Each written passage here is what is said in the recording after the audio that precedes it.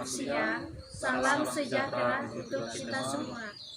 Kami dari kelompok 4 ingin mempresentasikan hasil tugas kami. Sebelumnya kami ingin memperkenalkan diri kami. Nama saya Yohanes Britman Satio, NIM 2021-340043. Nama saya Rehan Satyana Bibia, NIM 2021-1413. Nama saya Hippolytus Aryan Sukarta, NIM 2021-340032. Nama saya Yulita Isika, NIM 2021-340022. Nama saya Yohanes Jelatu, NIM 2021-340004. Baik, terima kasih atas waktu dan kesempatan yang telah diberikan kepada saya. Perkenalkan, nama lengkap saya Yohanes Jelatu, NIM 2021-340004. Di sini saya akan menjelaskan faktor-faktor lingkungan yang mempengaruhi mikroorganisme. Baik, langsung saja, yaitu faktor abiotik.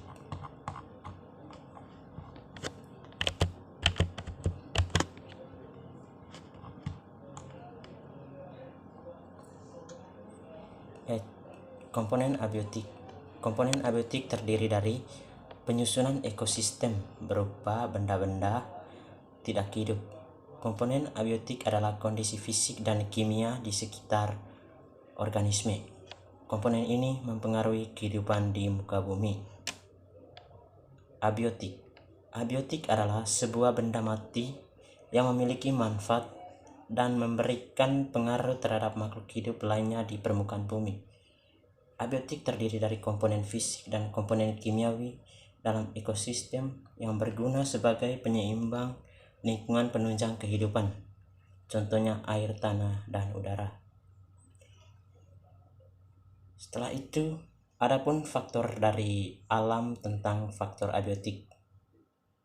Yang pertama itu terpengaruh dalam pengaruh temperatur. Yang pertama, temperatur minimum. Temperatur minimum yaitu terlihat dari nilai paling rendah di mana kegiatan mikroba masih berlangsung. Yang kedua, temperatur maksimum.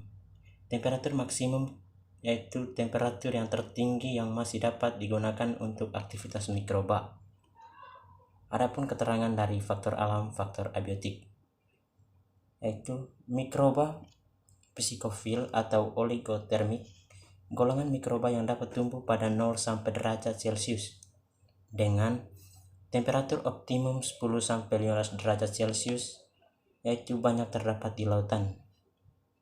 Keterangan kedua, mikroba mesofil atau merotermik, golongan mikroba yang hidup dengan temperatur 5 sampai 60 derajat Celcius, sedangkan temperatur optimumnya 25 sampai 40 derajat Celcius, banyak ditemukan di alat pencernaan.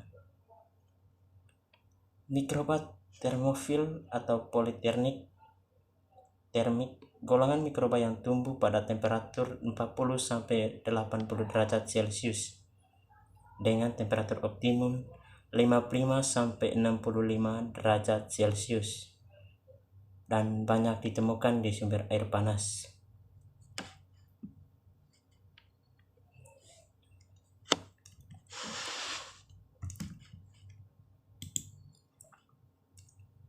Faktor alam yang kedua dari faktor abiotik yaitu terlihat dari pengaruh temperatur.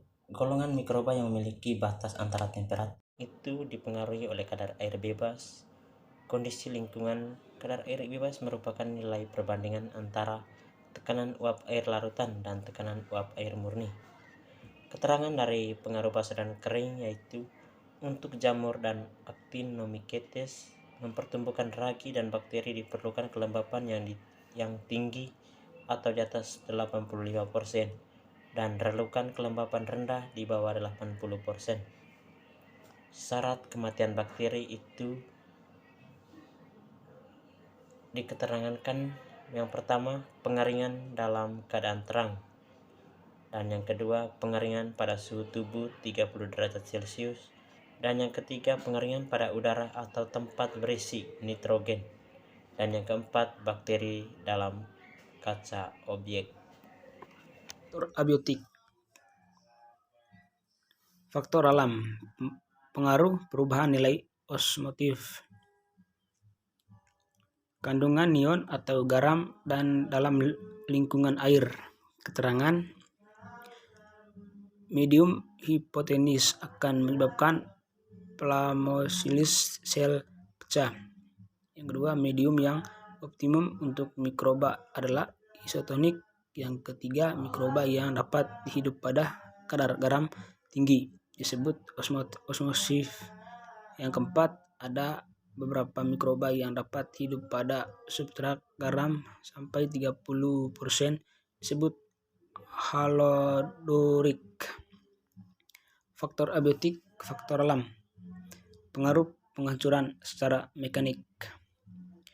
Pengaruh tekanan udara terhadap kehidupan bakteri sangat kecil.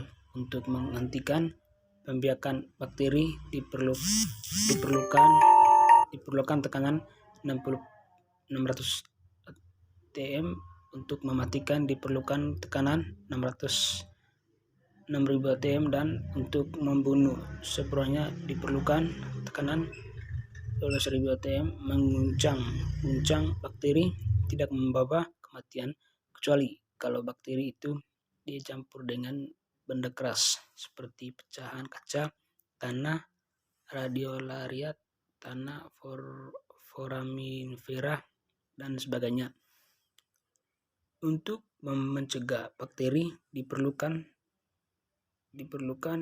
penguncangan 900 kali per detik. Proses-proses ini sering digunakan untuk melepaskan enzim-enzim dan entoksin yang terkandung di dalam bakteri.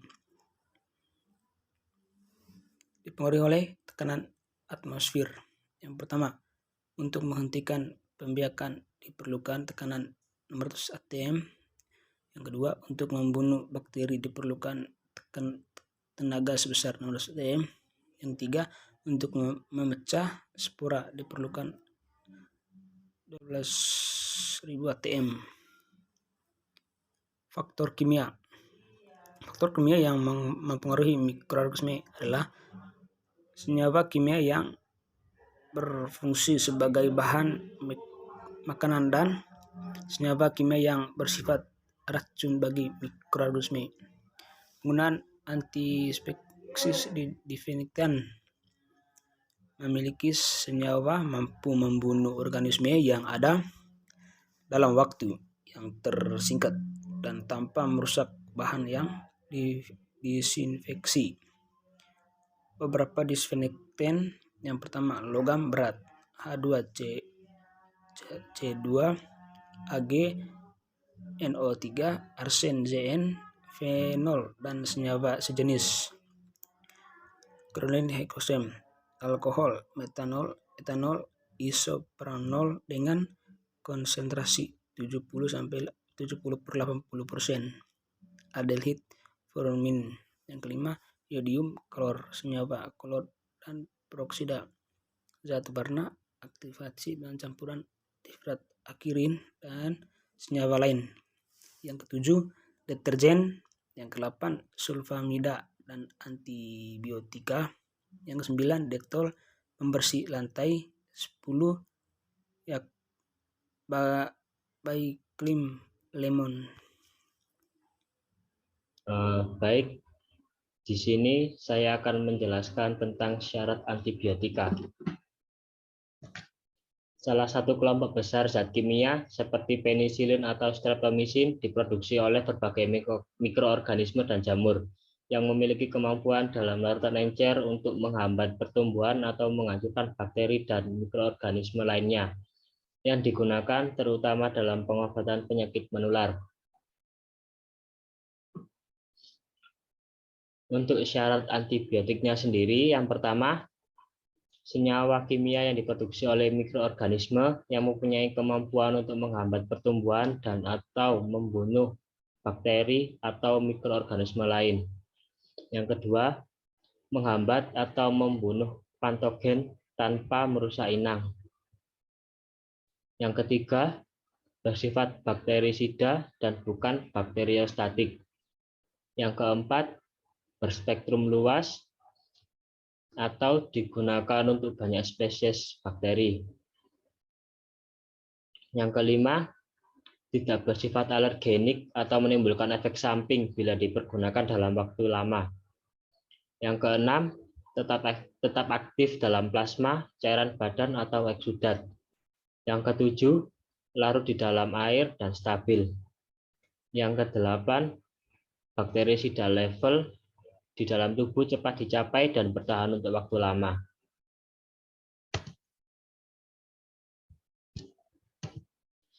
Berikutnya, mekanisme kerja antibiotika.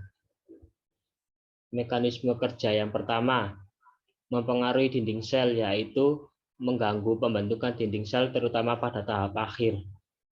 Contoh antibiotiknya, polymyxin, colistin, nystatin, amphoterisin B.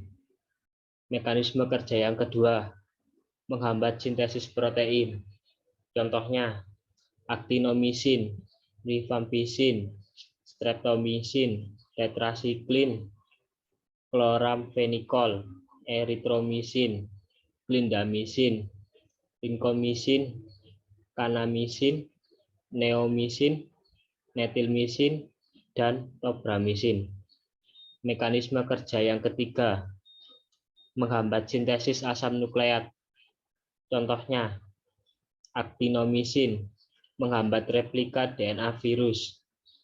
Mitomycin, menghasilkan hubungan silang yang kuat dari untaian komplementer DNA sehingga menahan replikasi DNA. Rifampin, menghambat sintesis RNA bakteri. Oke, selanjutnya saya akan menjelaskan tentang pewarnaan gram. Nah, berdasarkan pewarnaan gram, itu diklasifikasikan menjadi dua kelompok besar. Yang pertama itu ada pewarnaan gram positif serta pewarnaan gram negatif. Nah, ini merupakan gambar pewarnaan gram positif serta ini pewarnaan gram negatif. Pada gram positif ini, ia mampu mempertahankan zat warna utama saat pewarnaan gram, yaitu berbentuk violet atau ungu kristal iodium, sehingga tampak berwarna ungu saat akan mengamatinya dikarenakan dinding sel bakteri ini tersusun dari sebagian besar peptidoglikan yang mampu mengikat zat warna yang tidak rusak saat kita cuci dengan alkohol. Sementara itu, di gram negatif, ia memiliki komposisi dinding sel yang tersusun dari sebagian besar lapisan lipid, sehingga saat kita melakukan pewarnaan gram, ia kurang mempertahankan zat warna utamanya, terutama saat kita mencucinya dengan alkohol. Akibatnya, bakteri ini akan memberikan penampakan berwarna merah atau warna zat warna kedua satanin atau air kecil di akhir kegiatan pewarnaan gram yang kita lakukan. Nah, contoh gram positif ini ada Clostridium perfringens, ini gambarnya. Kemudian ada Staphylococcus aureus, ini gambar Staphylococcus aureus. Nah, setelah itu ada Neisseria Domeroi, ini gambarnya. Nah, ini gambarnya. Kemudian ada Treponema colidium, ini gambarnya. Nah, setelah itu ada contoh gram negatif. Nah, di gram negatif ini contohnya seperti Streptococcus mutans, Staphylococcus aureus, dan Escherichia coli. Jadi beberapa bakteri yang tidak terlihat ini pewarnaan gram itu misalnya Mycobacterium ST. Yang kita harus menggunakan pewarnaan kafein asam untuk mengidentifikasikannya. Pada pewarnaan ini, bakteri akan berwarna merah, sedangkan jaringan akan berwarna hijau. Kemudian ada fungal membran. Ini merupakan gambar tunggal membran yang di sebelah kanan. Nah, di dalam tunggal membran ini sendiri, ia terdiri dari sferoid, mineral, dan suara fosfolitik. Secara umum, yang utama menjadi target adalah polimer biosel yang termasuk glikan, sitin, dan nanoprotein. Serta membran sel terutama biosintesis egosterol, sintesis DNA dan protein, serta jalur transduksi sinyal. Membran sel jamur banyak mengandung macam-macam lipid, termasuk misalnya fosfolipid, sel, dan simolipid. Oke, di sini saya akan menjelaskan faktor biotik. Yang pertama adalah kompetisi. Kompetisi adalah persaingan antara spesies yang disebabkan karena beberapa hal. Salah satunya karena kebutuhan zat makanan dan sifat kebutuhan oksigen yang sama. Contoh, Protozoa Paramecium sauratium dengan Paramecium aurelia. Yang kedua, faktor biotik antagonisme. Faktor biotik antagonisme ini adalah hubungan yang berlawanan. Spesies yang satu menghasilkan sesuatu untuk meracuni spesies lain. Yang ketiga adalah komensalisme. Komensalisme adalah asosiasi dua jenis spesies yang hidup bersama, kemudian spesies yang satu mendapatkan keuntungan, sedangkan spesies yang lain tidak dirugikan olehnya. Contoh dari faktor biotik komensalisme ini adalah bakteri Flavobacterium brevis dapat menghasilkan ekskreasi sistein. Sistein dapat digunakan oleh Legionella pneumophila. Terus yang keempat adalah mutualisme. Mutualisme ini adalah simbiosis antara dua jenis spesies di mana masing-masing sekutu mendapatkan keuntungan. Contoh dari faktor biotik mutualisme ini adalah Lichenes yang merupakan simbiosis tidak dapat digantikan tempatnya oleh spesies lain. Terus yang kelima, sinergisme. Sinergisme ini adalah asosiasi antara kedua spesies bila mengadakan kegiatan tidak saling mengganggu. Akan tetapi, kegiatan masing-masing justru merupakan urut-urutan yang saling menguntungkan. Contoh dari faktor biotik sinergisme ini adalah Streptococcus faecalis dan Escherichia coli. Terus yang ke-7, predatorisme. Predatorisme ini adalah hubungan antara amoeba dengan bakteri merupakan salah satu contoh di mana amoeba sebagai predator bakteri. Contoh dari predatorisme ini adalah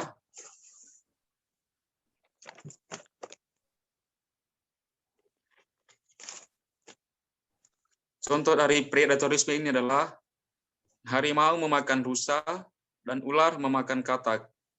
Yang ke-8, parasitisme. Parasitisme adalah suatu bentuk asosiasi di antara dua spesies di mana satu pihak dirugikan dan pihak lain diuntungkan.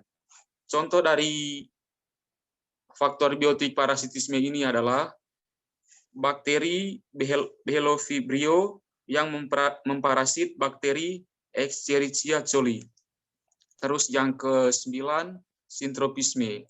Sintropisme ini adalah kegiatan bersama antara berbagai jasad renik terhadap suatu nutrisi.